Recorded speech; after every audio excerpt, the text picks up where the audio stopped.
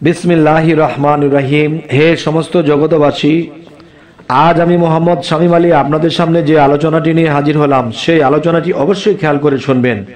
এই আলোচনাটি হবে হযরত মুহাম্মদ সাল্লাল্লাহু আলাইহি সাল্লামের স্বপ্নে দেখা এবং স্বপ্নের ব্যাখ্যাগুলো কিভাবে সাহাবাদেরকে দিয়েছেন এবং কোন স্বপ্ন কোন কার্যকরী আমরা যদি তা দেখতে পারি, আমরা যদি তা শুনতে পারি, আমরা যদি বুঝে চলতে পারি, ইনশাল্লাহ আমাদেরও দুজক হারাম হয়ে যাবে। তাই হযরত মুহাম্মদ সাল্লাল্লাহু আলাইহি সাল্লামকে নিয়ে আজকে এই আলোচনা করছি। মন দিল দিয়ে শুনবেন, ইনশাল্লাহ আল্লাহ আমাদের উপর রহমত বর্ষণ করুন। এবার আসি, হযরত আবু হুরায়রা রাদিয়াল্লাহু আনহু বলেন, আমি নবী করিম সাল্লাল্লাহু আলাইহি সাল্লামকে বলতে শুনেছি, তিনি বলেছেন যে ব্যক্তি আমাকে স্বপ্নে দেখলো সে যেন আমাকে জাগ্রত অবস্থায় দেখলো, কেননা শয়তান কখনো আমার আকৃতি ধারণ করতে পারবে না। সুবহানাল্লাহ, আলহামদুলিল্লাহ। এবার আসি, হযরত আনাস ইবনে মালিক রাদিয়াল্লাহু বলেন, নবী করিম সাল্লাল্লাহু আলাইহি সাল্লাম বলেছেন, যে ব্যক্তি আমাকে স্বপ্নে দেখবে সে কখনো জাহান্নামে যাবে না। আলহামদুলিল্লাহ, সুবহানাল্লাহ, আলহামদুলিল্লাহ। এবার আসি, হযরত আনাস ইবনে কাতবা রাদিয়াল্লাহু আনহা বলেন, নবী করিম সাল্লাল্লাহু আলাইহি সাল্লাম বলেছেন, যে ব্যক্তি আমাকে স্বপ্নে দেখলো সে সত্যই আমাকে দেখলো। যদি কোনো ঋণগ্রস্ত ব্যক্তি নবী করিম সাল্লাল্লাহু আলাইহি সাল্লামকে স্বপ্নে দেখে, তাকে আল্লাহ তাআলা তার সমস্ত ঋণ পরিশোধ করার সুযোগ দিবেন। সুবহানাল্লাহ, আলহামদুলিল্লাহ। এবার আসি, যদি কোনো রুগ্ন ব্যক্তি নবী করিম সাল্লাল্লাহু আলাইহি সাল্লামকে স্বপ্নে দেখে, তবে আল্লাহ তাআলা তাকে আরোগ্য দান করেন। যদি কেউ যুদ্ধ অবস্থায় নবী করিম সাল্লাল্লাহু আলাইহি সাল্লামকে স্বপ্নে দেখে বা চোখে ভেসে ওঠে, তবে আল্লাহ তাআলা তাকে সে যুদ্ধে জয়ী লাভ করে দিবেন। সুবহানাল্লাহ, আলহামদুলিল্লাহ। আল্লাহ আমাদেরকে তৌফিক দান করুন। হযরত সাইদ ইবনে কায়েস তার পিতার মাধ্যমে বর্ণনা করেন, নবী করিম সাল্লাল্লাহু আলাইহি সাল্লাম বলেন, ওই ব্যক্তি কখনো জাহান্নামে যাবে না যে আমাকে একবার স্বপ্নে দেখবে। সুবহানাল্লাহ, আলহামদুলিল্লাহ। এবার আসি, হযরত আবু সাআদ রাদিয়াল্লাহু আনহু বলেন, আল্লাহ তাআলা নবী করিম সাল্লাল্লাহু আলাইহি সাল্লামকে পৃথিবীর জন্য রহমত স্বরূপ পাঠিয়েছেন আল্লাহ। আলহামদুলিল্লাহ, সুবহানাল্লাহ।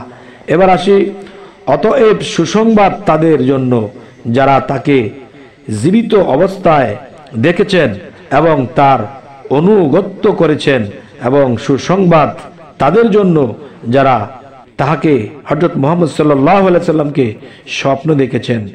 এবার আসি, এখনো হজ করেনি এমন ব্যক্তি যদি নবী করিম সাল্লাল্লাহু আলাইহি সাল্লামকে স্বপ্নে দেখে, তবে সে পবিত্র বাইতুল্লাহ শরীফের হজ করার তৌফিক পাবে। আলহামদুলিল্লাহ। এবার আসি, দুর্ভিক্ষ কবলিত বা অনাবাদী এলাকায় যদি নবী করিম সাল্লাল্লাহু আলাইহি সাল্লামকে কেউ স্বপ্নে দেখে, তাহলে কি হবে? তবে উহা আবাদি ও শস্য শ্যামলায় পরিণত হবে। আলহামদুলিল্লাহ। এবার আসি, যেখানে অত্যাচার অনাচার ছড়িয়ে পড়েছে, সেখানে যদি নবী করিম সাল্লাল্লাহু আলাইহি সাল্লামকে কেউ স্বপ্ন দেখে, স্বাভাবিক অবস্থায় স্বপ্নে দেখা যায়, তবে জুলুম অত্যাচার ন্যায্য ইনসাফে পরিণত হবে। তার যদি ভীতিপূর্ণ এলাকায় দেখা যায়, তবে তা শান্তি ও নিরাপত্তায় পরিণত হবে। এবার আসি, যদি কেউ নবী করিম সাল্লাল্লাহু আলাইহি সাল্লামকে প্রথমত অতঃপর রোগমুক্ত বা সুস্থ দেখে, তবে এ এলাকার লোকেরা ধর্মীয় বিষয়ে ফিতনা ফেসাদের পর সংশোধন হয়ে যাবে।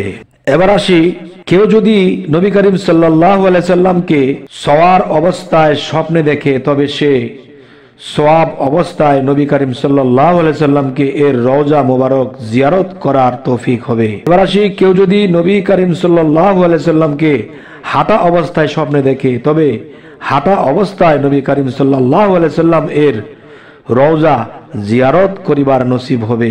এবার আসি, কেউ যদি নবী করিম সাল্লাল্লাহু আলাইহি সাল্লামকে দুর্বল ও ক্ষীণকায় এবং রং বিবর্ণ অঙ্গ হানিকর অবস্থায় কোথাও স্বপ্নে দেখা যায়, তবে সে এলাকায় বিদআতের প্রভাব এবং দ্বীন ও রাসূলের সুন্নতের দুর্বলতার প্রতি ইঙ্গিত করে। এবার আসি, কেউ যদি ভালোবাসার আবেগে গোপনে নবী করিম সাল্লাল্লাহু আলাইহি সাল্লাম এর রক্ত পান করতে দেখে, তবে সে জিহাদে শহীদ হবে। তার যদি প্রকাশ্যে রক্ত পান করতে দেখে, তবে তা তার মুনাফিকির লক্ষণ হিসেবে গণ্য হবে এবং নবী পরিবারের রক্তে তার হাত রঞ্জিত করতে এবং তাদেরকে হত্যা বা শহীদ করতে সাহায্য করবে।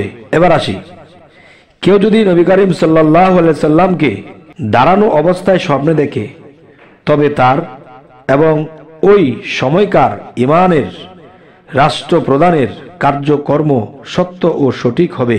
যদি কেউ নবী করিম সাল্লাল্লাহু আলাইহি সাল্লামকে বিরান ভূমিতে আজান দিতে দেখে, তবে উক্ত জায়গায় আবাদি ও বসবাসের উপযোগী হবে। এবার আসি, কেউ যদি নবী করিম সাল্লাল্লাহু আলাইহি সাল্লামকে ইন্তেকাল করতে দেখে, তবে তার পরিবারের কেউ ইন্তেকাল করবে। এবার আসি, কেউ যদি নবী করিম সাল্লাল্লাহু আলাইহি সাল্লামকে খানা খাওয়াতে বা নিজে কেউ যদি নবী করিম সাল্লাল্লাহু আলাইহি সাল্লামকে খানা খাওয়াতে দেখেছেন, তাহলে এর ব্যাখ্যা কি হবে?